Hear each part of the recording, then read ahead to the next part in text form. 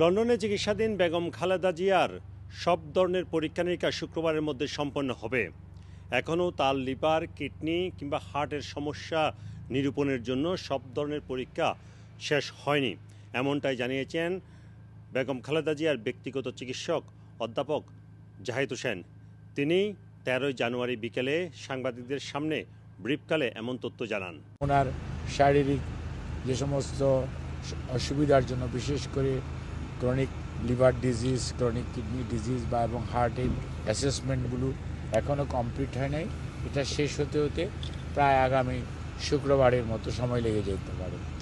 সব কিছু মিলিয়ে তারপরে ওনারা শুক্রবারের মধ্যে চেষ্টা করবেন যাতে একটা ওনার পরবর্তী চিকিৎসা সম্পর্কে একটা প্ল্যান করা যায়।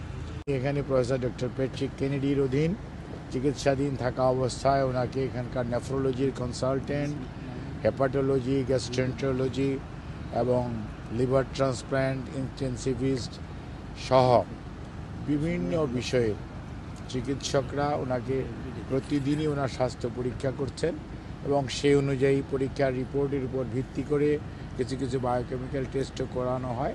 তার উপর ভিত্তি করে পরবর্তীতে ওনারা কিছু চিকিৎসার মধ্যেও বাংলাদেশের চিকিৎসা যা চলতেছিল তার সাথে সাথে পরিবর্তনও কিছু এনেছেন এবং ফিজিওথেরাপিস্টরাও অত্যন্ত দক্ষতার সঙ্গে তাদের কাজ করছেন। সেন্ট্রাল লন্ডনের ডেভনশায়ার প্লেসে লন্ডন ক্লিনিকে চিকিৎসাধীন আছেন বেগম খালেদা জিয়া। প্রতিদিনই তার সাথে সময় কাটাচ্ছেন বড় ছেলে তারেক রহমান এবং তার স্ত্রী জুবাইদা রহমান সহ পরিবারের সদস্যরা।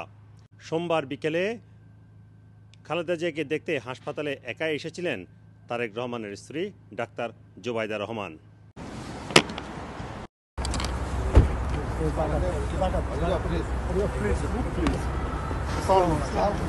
খালেদা জিয়াকে দেখতে না পেলেও প্রতিদিনই লন্ডন ক্লিনিকের সামনে ভিড় করছেন বিএনপির নেতাকর্মীরা। Sarwar Hossain, RTV, London.